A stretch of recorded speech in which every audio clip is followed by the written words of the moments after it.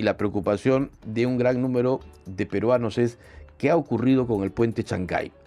Una edificación que tiene aproximadamente 50 años, muy concurrida, con numerosa presencia vehicular y de carga a diario, por no decir casi las 24 horas del día, y sobre todo durante las noches mucho más.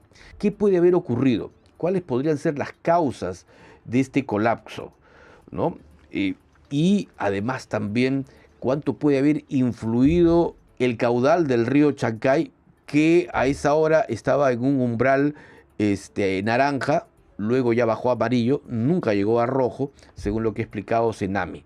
Y estamos justamente esta mañana con un experto que nos va a ayudar a dar algunas luces de lo que puede haber ocurrido. Algunas luces.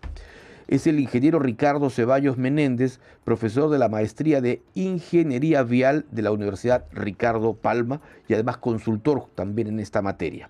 Ingeniero Ceballos, buenos días. Gracias por haber venido esta mañana aquí a Radio Nacional. ¿Cómo está? Buenos días. Sí, soy el ingeniero Ricardo Ceballos Meneses.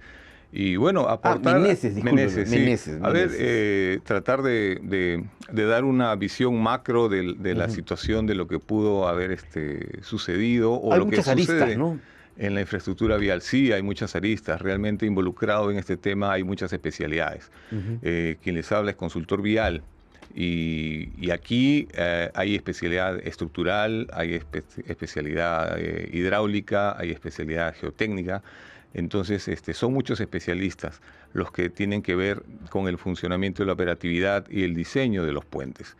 En este caso, estamos hablando de un puente que ha fallado después de 50 años y eso nos hace pensar de que estructuralmente el diseño no podría ser una preocupación, digamos, principal. Lo que sí, la fatiga podría haber generado algunas situaciones. Pero la forma en que falla el puente es una situación un poco especial. Aparentemente... La forma en que se hunde. Así es. Eso es lo que llamamos nosotros falla, ¿no? En este caso, correcto. Eso es un nombre técnico. En este caso ha cedido aparentemente un pilar. Y por eso es que se caen las losas que tiene este puente. Un pilar es una de las bases que lo sostiene. Como si fuera una columna, correcto, así es, que transmite el peso hacia, en este caso, hacia el lecho del río. Esto puede haber sucedido por un daño estructural en el pilar, puede haber sucedido por erosión del río, y esencialmente esos dos serían, digamos así, las primeras preocupaciones que se podría tener. Mire, en la pantalla que estamos mostrando, en el canal 7.2 y en YouTube, mire la forma en que ha quedado el puente, ¿no? Es impresionante. Así es, claro.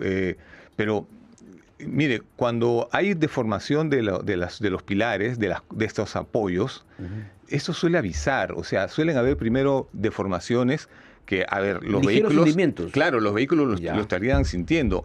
Hay imágenes que han estado pasando del puente Aucayama, que es un puente que está un poco próximo, digamos, a esta zona que se quería usar como desvío, y que se ve como el puente está pues completamente deformado hacia arriba y hacia abajo. Eso, por ejemplo, ha estado castigado severamente por deformaciones en sus apoyos, ¿no? Entonces, eso es algo que normalmente sucedería cuando los apoyos están cediendo, pero en una vía de este tipo ya hubiera sido identificado antes.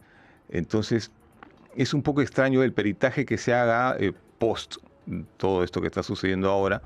Va a ser importante para determinar exactamente qué pasó. De repente, muchos le están echando la culpa al mantenimiento. Es algo que se suele hacer periódicamente en los principales puentes, no en todos los puentes del país. ¿Con qué frecuencia, ingeniero Ceballos? Mire, en el mundo normalmente hay unidades especializadas de mantenimiento anual y anualmente se hacen mantenimientos que van no solamente desde la inspección superficial, sino inclusive, dependiendo de las características del río, hay con buzos, inclusive se evalúa. Buzos, o sea, se llega a evaluar, sí, claro, cómo está por abajo también. Claro. Desconozco cuál es el nivel de mantenimiento que se hace acá, por supuesto. Un río con el caudal que tiene ahora y con la turbidez que tiene, pues no es sencillo hacer ese análisis tampoco. Pero todo, en algún momento a mí se me ha ocurrido pensar inclusive que tal vez el sismo que hubo hace 3 días exactamente también inclusive pudo haber generado un incremento en Pero el el sismo daño. fue de 3.5, o sea, Sí. digamos, no tuvo una contundencia. Sí, pero mire lo que pasa. A En ver. el caso de los apoyos, estamos hablando del Ya. pilar que se está apoyado en el lecho del río. Cuando nosotros caminamos encima de un puente y están pasando vehículos, nos sentimos cómo se vibra. Cómo vibra. Claro, eso es constantemente en el lecho del río también se transmite ese tipo de vibraciones. Y si eso le sumamos una vibración también del propio suelo, podría también, a pesar de que era 3.5, podría haber también generado y encima con el arrastre, con la El caudal. socavación que genera el caudal, Ya. todo esto pudo haber sumado y haber acelerado algo que tal vez en la inspección, porque mucho se habla de la inspección de noviembre, tal vez en la inspección de noviembre detectaron algo, pero no presumieron que podía haberse desatado tan rápido ese problema. Claro, ha pasado casi 3 meses. Sí. Justamente ese tema es justamente uno de los acápites del comunicado de anoche del Ministerio de Transportes y Comunicaciones, que señala lo siguiente, y eso le quiero recordar. Según lo informado por Ocitran, en noviembre del 2024 se solicitó al concesionario Norvial reforzar las actividades de mantenimiento en la infraestructura vial dentro del área de concesión, en previsión de la temporada de lluvias. Tras verificar el cumplimiento de dichas labores, Ocitran ha señalado que el daño en la cimentación registrado hoy, o sea, se refieren ayer, no se habría presentado en días previos a las lluvias. ¿Qué nos puede indicar esta última parte, no? Mire, como usted señaló, la cimentación. el río se encontraba en alerta naranja, no en alerta roja, ¿no? Así es, llegó hasta máximo naranja. Claro, o sea, no llegó a lo máximo. Ok, ese tipo de alertas están destinadas a orientarnos a nosotros qué podemos hacer en las riberas, en los laterales del río, para que la gente esté atenta. Se puede desbordar, pero llegar a ese nivel no necesariamente significa que recién en ese nivel el puente puede generar un daño, porque la socavación es constante, o sea, el río tan pronto incrementa su velocidad, su caudal, comienza a generar socavación porque hay turbulencia en las partes inferiores de los apoyos del puente. Ahora, la cimentación con la que se ha hecho este puente, ¿puede ser carcomida con facilidad? Sí, es un término que podríamos usar. Lo que pasa es que estamos hablando de 50 años. Ajá, y digamos, la calidad no era como ahora, ¿no? O sea, el concreto con el que se ha levantado, ¿no? Bueno, y esto es importante que la gente sepa, por si acaso, cuidado, el concreto es un material muy bueno, que en el tiempo genera resistencia. Pero al estar en estas condiciones de sometidas a los golpes, a los impactos que tienen las piedras, al agua constante, sí se va deteriorando. No es lo mismo lo que pasa cuando está en el ambiente, a menos que sufra procesos de oxidación por dentro, que también eso pasa. El aire penetra y puede generar oxidación del fierro, de las armaduras que tiene adentro, y eso hace que el puente desde adentro hacia afuera genere fuerzas y lo parte al concreto. Entonces, ¿podría pasar eso? Sí, también podría ser. Pero esto ya se sabrá cuando se haga, pues como le digo, un peritaje al final, porque ha sido una forma muy rápida que aparentemente sería una forma estructural. Pero si hablamos también de una falla estructural, ¿por qué falla con un bus Dicen que el bus estaba con personas? Bueno, estaríamos hablando pues de un bus de 20 toneladas posiblemente. Pero ¿por qué no falla con los semitrailers que vienen con 48, con 50 toneladas circulando, ¿no? Entonces, es necesario, no se puede adelantar un motivo ahora por el cual falló. No se puede adelantar, se tiene que hacer la evaluación. Ahora, el hundimiento, el principal, es donde justamente cede y ahí cae justamente el bus. Pero hacia el costado, hacia donde está la otra base, también hay otro hundimiento. Sí, mire, lo que pasa es que una vez que ya cae el puente, las fuerzas que se generan en él son enormes, porque las propias losas, ustedes pueden ver que es como si hubiera partido, pero no se ha partido así, sino está así. ¿Por qué? Porque son losas independientes, tramos independientes, entonces se cae uno y eso genera fuerzas en el siguiente pilar que no están para los cuales no está diseñado, que son fuerzas ya de empuje. Entonces pueden pasar ya muchas cosas, ¿no? Habría que hacer un análisis dependiendo, todos estos análisis dependen del tipo de puente, hay muchos tipos de puentes. Se ha estado hablando, por ejemplo, de que por qué los puentes no son puentes colgantes, ¿no? ¿Por qué tienen que tener apoyos en el río? Y miren, en nuestro país, bueno, nosotros estamos saliendo adelante. Es un país que ya no somos el país de 40 años, ¿no? Somos un país que está poco a poco avanzando y cada vez vamos mejorando. Pero parte de esas mejoras involucran la calidad de inversión que tenemos que hacer. Entonces, hay puentes que son apoyados sobre el lecho del río, porque cuando es así, el puente mismo, la estructura misma, esa que es costosa, es de una longitud corta porque tienes apoyos, varios apoyos. Claro. Si no tienes eso, esta estructura es más larga y es más costosa. Entonces, vienen los órganos de control y te dicen, oye, ¿usted por qué invirtió en un puente tan costoso si pudo haber hecho un puente con tramos intermedios? ¿No? Entonces, los funcionarios, los consultores, pero sobre todo los funcionarios del ministerio, se ven contra la pared para decir, claro, oye, porque mire, usted sale al mundo y en el extranjero ve unas bellezas de puentes, sí, claro, que esos no se van a poder hacer jamás en el Perú. No se pueden hacer por el alto costo. Porque tienen un costo. Claro. La única forma podría ser, digamos, claro, oye, ¿sabes qué? Y ahí Contraloría te diría, aquí hay delito. Ah, exactamente, claro. Exactamente. Entonces, ese es otro de los factores contra los cuales los funcionarios tienen que luchar. Y hay que comprender un poco esa situación y hay que tratar de entender que nosotros debemos poner nuestros principios de qué es lo que nuestros objetivos primero. Por ejemplo, un puente urbano. Yo quiero que sea una belleza porque quiero que sea un atractivo para la ciudad. Claro. Entonces deberíamos sacar un concurso, por ejemplo, y decir, miren, este tipo de puente es el que queremos. Ah, ya sí. A partir de ahí, contratamos la consultoría estructural para ver cómo hacemos ese puente.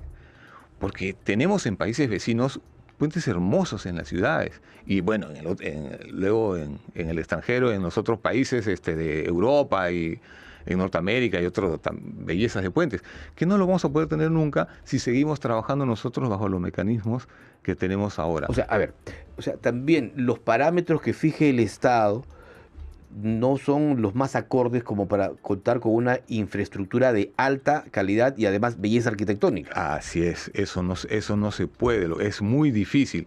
Uno de los factores que priman aquí es la relación beneficio-costo.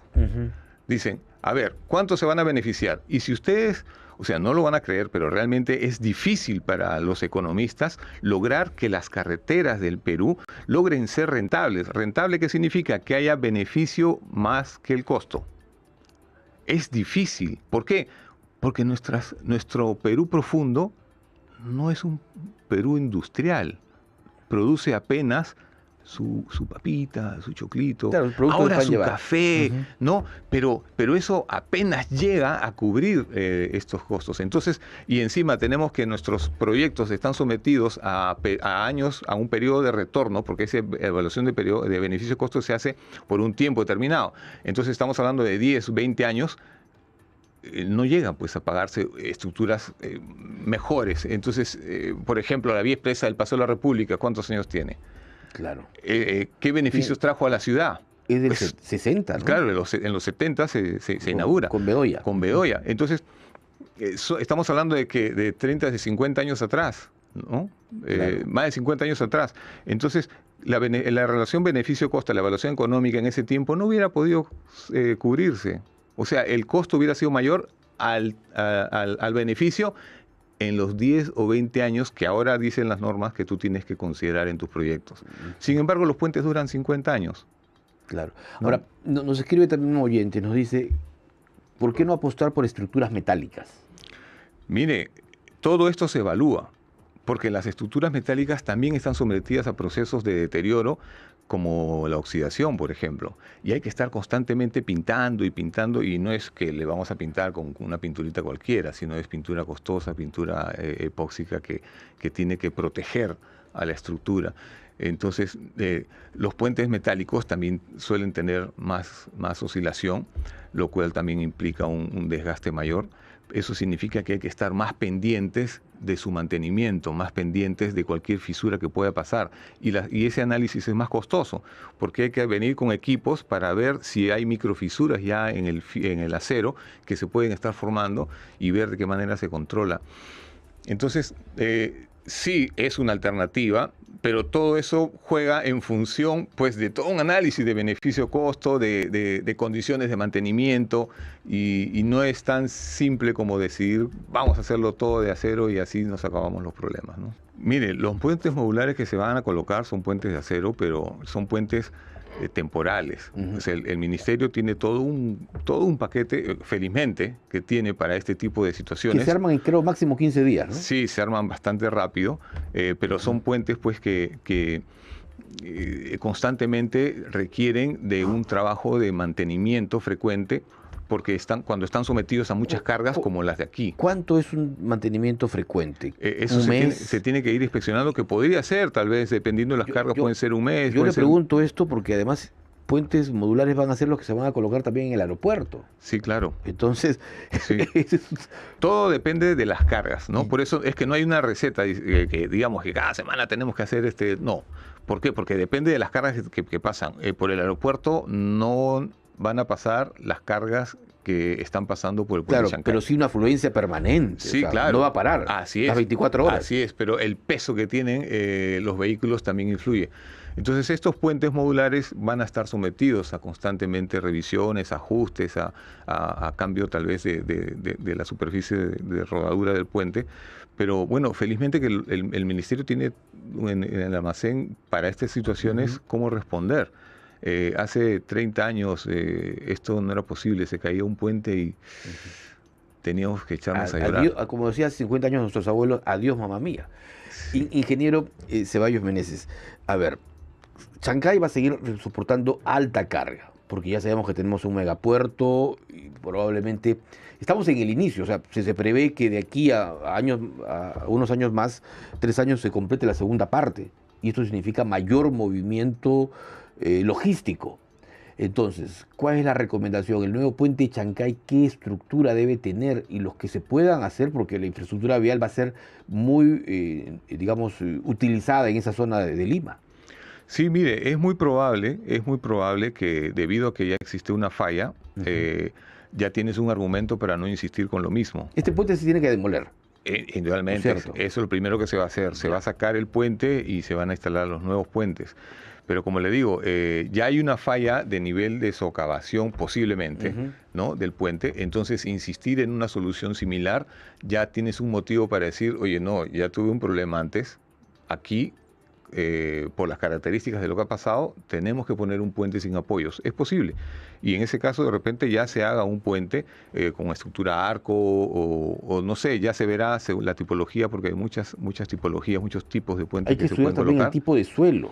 Siempre eso es. Eso, o sea, Chancay. Todos los puentes que se hacen se analizan. Se ha criticado mucho, porque hay quienes señalan que hay partes muy fofas en Chancay, en donde a raíz justamente de este, digamos, crecimiento económico, han empezado a buscarse construcciones y se ha demostrado ello. Algo que, digamos, Chancay no estaba en la agenda pública. Sí, pero mire, para el caso de los puentes, sí le aseguro que las normas son bastante exigentes. Se pide exploraciones en el mismo punto donde va a ir el apoyo, se pide exploraciones profundas.